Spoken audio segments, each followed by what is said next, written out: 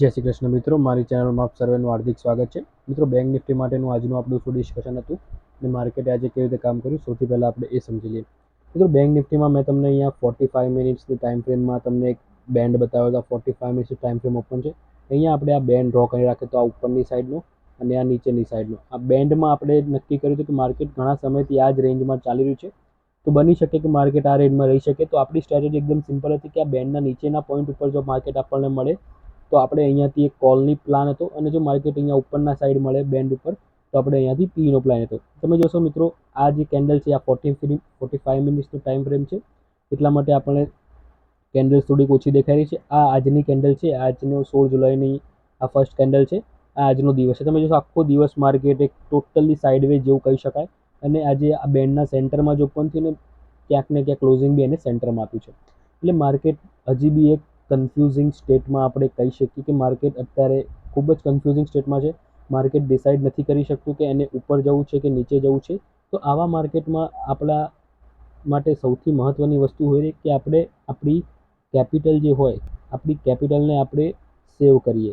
સેવ એટલે બચાવવી જોઈએ. આપણી કેપિટલને જો આપણે બચાવીશું તો માર્કેટ કોઈ દિવસ કોઈ એક જગ્યા ઉપર સ્ટેબલ નથી રહેવાનું. માર્કેટ હંમેશા વધવા માટે જ બનેલું છે. એટલી વસ્તુ તમારે યાદ રાખવાની. પણ આ જે છે સાયકોલોજી એ લોંગ ટર્મ માટે છે.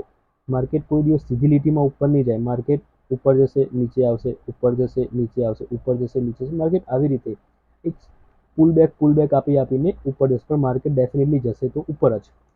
માની લો, એક એક્ઝામ્પલ આપું. તમે 2 વર્ષ પહેલાં જોશો, બેંક નિફ્ટી 35,000ની આજુબાજુ ચાલતું હતું, 2022ની આજુબાજુ. ઠીક છે. અત્યારે બેંક નિફ્ટી ક્યાં ચાલી રહ્યું છે? ઓલમોસ્ટ 53,000ની આજુબાજુ. તો 2 વર્ષમાં જો માર્કેટ ઓલમોસ્ટ 15,000 થી 18,000નું ઇન્ક્રીમેન્ટ આપી રહ્યું હોય, તો આજથી 2 વર્ષ પછી માર્કેટને તમે 80,000 બેંક નિફ્ટીને એક્સપેક્ટ કરી શકો છો. તો માર્કેટ વધવા માટે જ બન્યું છે.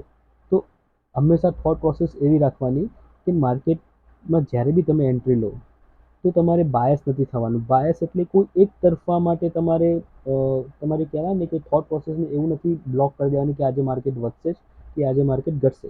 ચાર્ટ જેમ બનતું હોય, જે પ્રમાણે આપણને એક સેટઅપ મળતું હોય, જે આપણને એક એસએલ આપણને એકદમ સ્મોલ મળતું હોય અને પ્રોફિટ આપણને એકદમ મોટો મળતો હોય, એવા આપણે ટ્રેડમાં એન્ટ્રી લેવાની છે.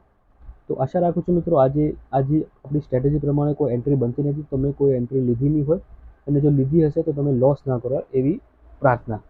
હવે આવતીકાલે તો માર્કેટમાં રજા છે મોહરમના લીધે, તો ગુરુવારે બેંક નિફ્ટી ક્યાં કામ કરી શકે છે આપણે એ સમજી લઈએ. મિત્રો, હજી બી માર્કેટ તમે જો આ બેન્ડમાં છે, મેં તમને આ બેન્ડ ડ્રો કરીને બતાવ્યું. માર્કેટમાં જ્યાં સુધી આ પોઈન્ટની ઉપર માર્કેટ નહીં નીકળે ને નીચેની સાઈડ જ્યાં સુધી આ પોઈન્ટની નીચે નહીં નીકળે, ત્યાં સુધી માર્કેટમાં કોઈ ખાસ મોમેન્ટમ તમને જોવા નહીં મળે. આ ઉપરનો પોઈન્ટ આવે છે લગભગ 52,830નો, અને આ નીચેનો પોઈન્ટ આવે છે 52,150નો. તો આ બેની ઉપર જ્યાં સુધી એક વન ડેની કેન્ડલ ક્લોઝ નહીં આપે, વન ડેની કેન્ડલ ક્લોઝિંગ નહીં આપે, ત્યાં સુધી આપણને કોઈ સારો મૂવ જોવા નહીં મળે. તો આપણી સ્ટ્રેટેજી હવે આ બેન્ડના જે અનુસંધાનને લઈને જ આપણે બનાવીશું. તો ગુરુવાર માટે હું એક સ્ટ્રેટેજી જોઈશ. એ પહેલાં એક વાર તમને 15 મિનિટના ચાર્ટ ઉપર લઈ જવા માંગીશ કે 15 મિનિટના ચાર્ટ ઉપર મને એક ટ્રેડ બનતો દેખાઈ રહ્યો છે, એક સેટઅપ દેખાઈ રહ્યું છે. તો આપણે એ સેટઅપના બેઝ ઉપર આપણે એક એન્ટ્રી લઈ શકીએ છીએ. નાનકડા એસએલ સાથે આપણે એક પોઝિશન મળી શકે છે. બાકી તો આ બેન્ડના બંનેની સાઈડ આપણને જ્યારે બી માર્કેટ મળે તો ઉપરની સાઈડ કોલ ને નીચેની સાઈડ પૂરે. તો એક સિમ્પલ સ્ટ્રેટેજી છે.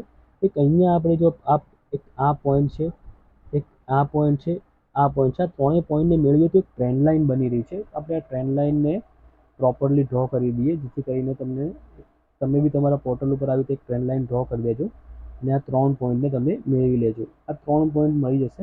અહીંયા થોડુંક એક્સેસ પ્લસ માઇનસ જો જતું હોય તો એને જવા દેવાનું, કોઈ ઇશ્યુ નથી. અહીંયા તમે આવી રીતે એક વ્યવસ્થિત 3 પોઈન્ટ તમે મેળવી દેશો. તમે જુઓ, આ 1, આ 2 અને આ 3. માર્કેટ કન્ટિન્યુઅસલી આ ટ્રેન્ડ લાઇનને રિસ્પેક્ટ કરી છે, અને આજનું ક્લોઝિંગ ક્યાંક ને ક્યાંક અહીંયા 52,400ની આજુબાજુનું ક્લોઝિંગ છે. તો ગુરુવાર માટે આપણી સ્ટ્રેટેજી એકદમ સિમ્પલ હોય કે આપણને જેટલી આ ટ્રેન્ડ લાઇન નજીક મળે, પોઈન્ટ આવશે લગભગ 52,500. તો 52,500ની નજીક જેટલું આપણને માર્કેટ મળે એટલું આપણા માટે બેસ્ટ. એસએલ આપણો 52,560. 60 પોઈન્ટના એસએલ સાથે આપણે અહીંયા એક પીની પોઝિશન લઈશું, અને આપણને એક સારો એવો અહીંયા ફોલ એક્સપેક્ટેડ છે.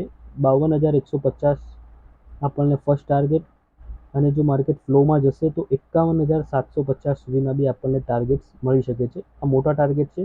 તમારે બહુ મોટા ટાર્ગેટ્સ માટે નથી બેસવાનું. તમારે તમારું 1:2 1:4 લઈને માર્કેટમાંથી એક્ઝિટ લઈ લેવાનું છે.